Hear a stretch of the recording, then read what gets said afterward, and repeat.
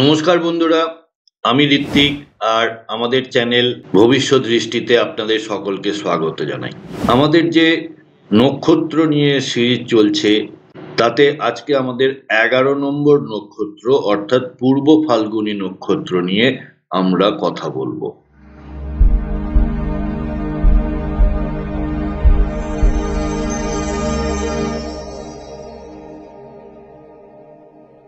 বন্ধুরা, যদি চ্যানেলটি এখনো সাবস্ক্রাইব না করে থাকেন তাহলে আমার বিনীত অনুরোধ, প্লিজ চ্যানেলটা সাবস্ক্রাইব করুন আর পাশে থাকা বেল নোটিফিকেশন আইকনটি প্রেস করে দেবেন।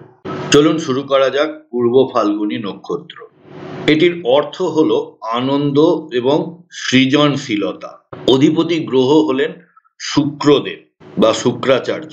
দেবতা ভোগ ও সৃষ্টির দেবতা। এটি সিংহ রাশিতে অবস্থান করে। 4টি পদ এই নক্ষত্রটির রয়েছে। এটি একটি রাজসিক তত্ত্বের নক্ষত্র, গতি চলনশীল।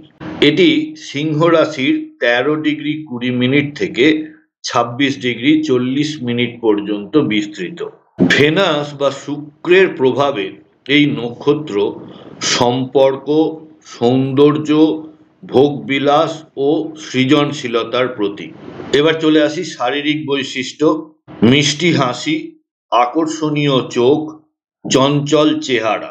এবার চারিত্রিক বৈশিষ্ট্য: সৃষ্টিশীল, আনন্দময়, সৌন্দর্য প্রেমী। এনারা বন্ধুত্বপূর্ণ ও সামাজিক হয়ে থাকেন, বিলাস এবং উৎসব প্রিয় হয়ে থাকেন।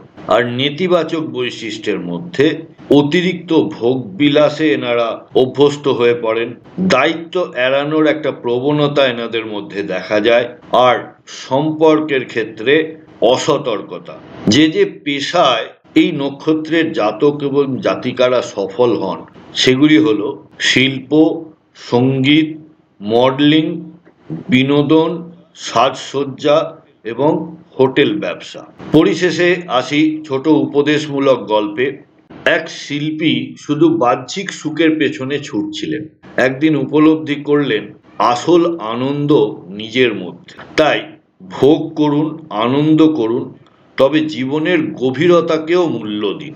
বন্ধুরা, ভিডিওর কন্টেন্ট যদি ভালো লাগে তাহলে অবশ্যই একটা লাইক করবেন আর আত্মীয় স্বজন, বন্ধু বান্ধব সকলের সাথে শেয়ার করবেন। যদি আপনাদের ভিডিওর ব্যাপারে কোনো সাজেশন থাকে বা কিছু জিজ্ঞাস্য থাকে অর্থাৎ প্রশ্ন থাকে তাহলে অবশ্যই আমাকে কমেন্ট বক্সে লিখে জানাবেন।